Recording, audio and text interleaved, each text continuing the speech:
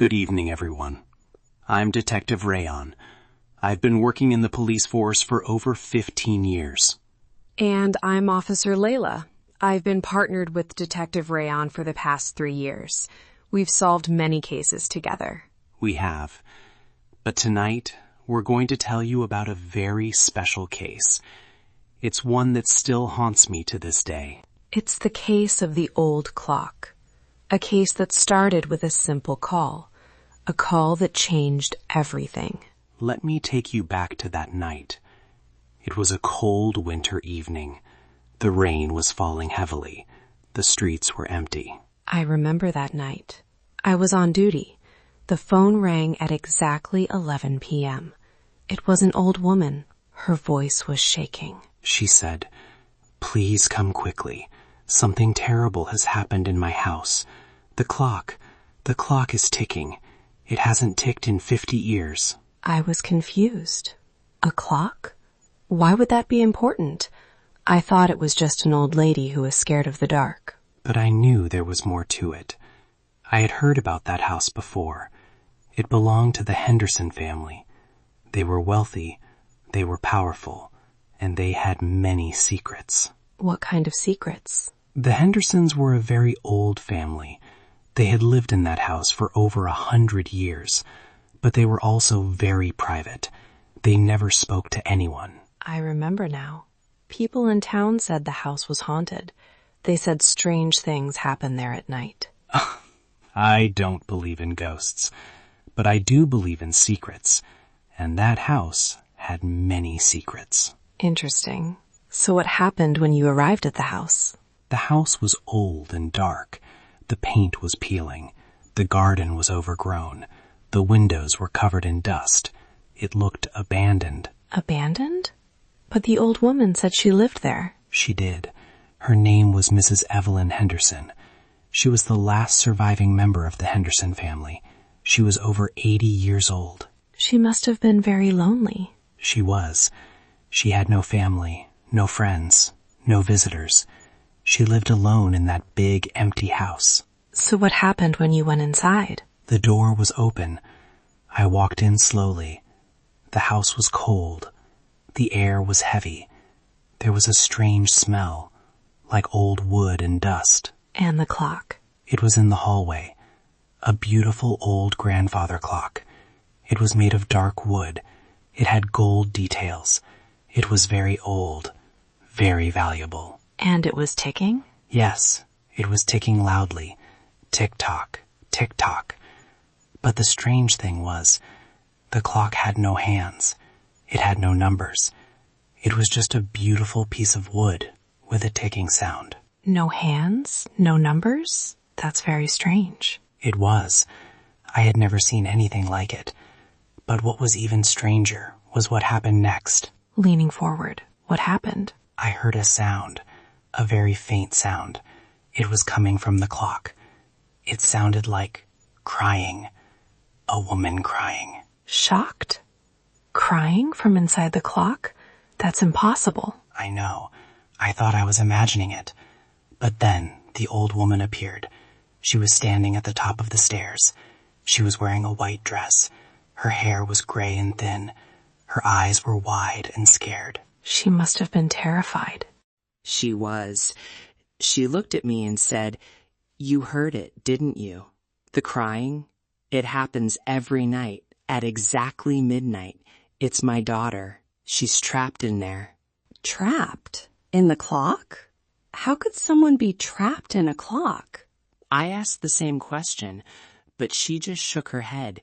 She said, "It's a long story, a story that started 50 years ago, on the night my daughter disappeared." Her daughter disappeared? Yes. Her name was Eleanor. She was only 17 years old. She was beautiful. She was smart. She was loved by everyone. What happened to her? No one knows. She went to her room one night and never came out. The next morning, she was gone. The police searched everywhere, but they never found her. That's very strange. A 17-year-old girl doesn't just disappear. Exactly. But there were no signs of a struggle, no signs of a break-in, no signs of anything. It was as if she had simply vanished into thin air. And the clock? When did it stop ticking? The clock stopped that same night. It stopped at exactly midnight, and it never ticked again until last night. So it suddenly started ticking again after 50 years? Yes. The old woman said she was sitting in her room when she heard it, the sound of the clock ticking. She thought she was dreaming, but it was real. That's very strange. Why would it start ticking again after so many years? I don't know, but I was determined to find out. I decided to stay in the house that night. I wanted to see what happened at midnight. Was that safe? I've been in worse situations. I set up my equipment in the hallway. I placed a camera facing the clock. I placed a recorder nearby. I was ready. And what happened at midnight? At exactly 12 o'clock, the clock stopped ticking. The silence was deafening. And then the crying started again, louder this time, clearer. What did you do? I walked towards the clock. I touched it. The wood was cold. I pressed my ear against it. The crying was coming from inside. I could hear words now. Help me. Please help me. Someone was inside the clock? How was that possible? I didn't know, but I was determined to find out. I examined the clock carefully. I looked for a hidden door. I looked for a secret compartment. And then I found it, a small keyhole at the bottom of the clock. It was almost invisible. A keyhole?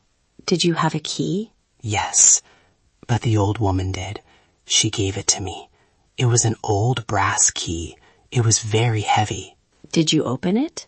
I hesitated. I didn't know what I would find, but I had to know. I inserted the key. I turned it. There was a loud click. The back of the clock opened. Holding breath, what was inside? It was a small room, very small. It was dark and dusty. There were old boxes, old books, old photographs, and in the corner, there was a chair. A chair? That's strange. On the chair, there was a diary, a small leather diary. It was old and worn. I picked it up. I opened it. The first page said, "My name is Eleanor Henderson. I am writing this because I am afraid. I don't think I will survive the night." Eleanor's diary? So she was alive? She wrote that? Yes. I read more. She wrote about a secret that her family had kept for generations, a secret about the clock. Urgent. What secret? The clock was not just a clock. It was a prison built by her grandfather. He had trapped his own wife inside. He trapped her because she was going to leave him. Horrifying. That's terrible. He trapped his own wife? Yes. And the tradition continued. Each generation of Hendersons trapped someone inside the clock. They trapped people who threatened their power, their wealth, their secrets. So Eleanor was trapped too? Yes. She was trapped by her own father. He discovered that she was planning to leave. She was going to tell the police about the family secrets.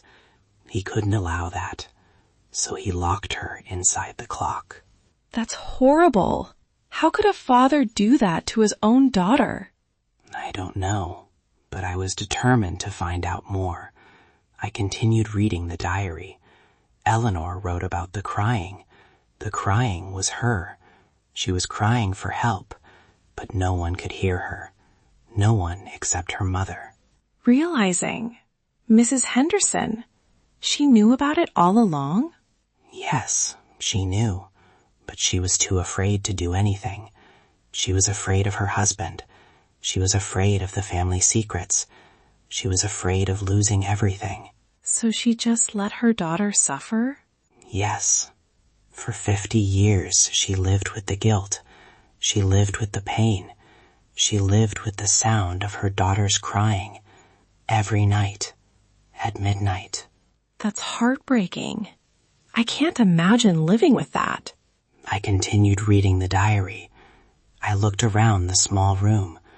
There was a small door at the back. It was locked. I asked the old woman about it. She said, "That door leads to the basement. The clock is just the entrance. The prison is below." A prison in the basement? How big is it? It was large, very large. It was built like a dungeon. There were cells. There were chains. There were bones. Human bones. Bones? So there were other victims? Yes. The clock had trapped many people over the years. Servants who knew too much, rivals who threatened the family, and Eleanor, the daughter who wanted to escape. We have to do something. We have to find Eleanor. She might still be alive. I hoped so too. I decided to search the basement. I took a flashlight. I walked down the stairs. The basement was cold and damp. The walls were made of stone. The air was heavy with dust. What did you find? I continued searching every room. I looked everywhere, but there was no sign of Eleanor, no sign of anyone. The basement was empty, except for one thing. What? A small box. It was made of silver. It had Eleanor's name engraved on it. Inside, there was a letter. It was written by Eleanor. It said, "If you are reading this, I am already gone. I escaped. I escaped the clock, but I couldn't escape the family. I had to run away. I had to disappear. I couldn't stay in this house. I couldn't live with these secrets." So she escaped? She's alive? Yes, she escaped. She left the house. She left the town. She started a new life. She never looked back. That's good. At least she survived. I continued. I returned to the old woman. I told her what I had found. She cried. She cried for a long time. She said, "I'm so glad. I'm so glad she escaped. I've been carrying this guilt for 50 years. Now I can finally rest." That must have been a huge relief for her. It was. The next day, the clock stopped ticking again. It never ticked again. The crying stopped. The old woman died a few months later. She died peacefully. She died knowing that her daughter was safe. So the case was closed? The mystery was solved? Not completely. There were still questions. Who else was trapped in that basement? How many victims were there? What happened to Eleanor? Where did she go? Did you ever find out? I spent years searching. I looked for Eleanor. I looked for answers. But I never found her. I never found all the answers. So the case is still open? In a way, yes. But sometimes, not all mysteries need to be solved. Sometimes, the most important thing is that the truth comes out. The truth about the clock. The truth about the Hendersons. The truth about the victims. That's a powerful lesson. It is. And that's why I wanted to share this story with you. To remind everyone that secrets can destroy families. Secrets can destroy lives. But the truth can set you free. That's the end of part 1 of The Secret of the Old Clock. Stay tuned for part 2, where we dig deeper into the Henderson family's dark history. Thank you for listening to Dark Tales on Elevate English. If you enjoyed this story, please like and subscribe. We'll see you in the next episode.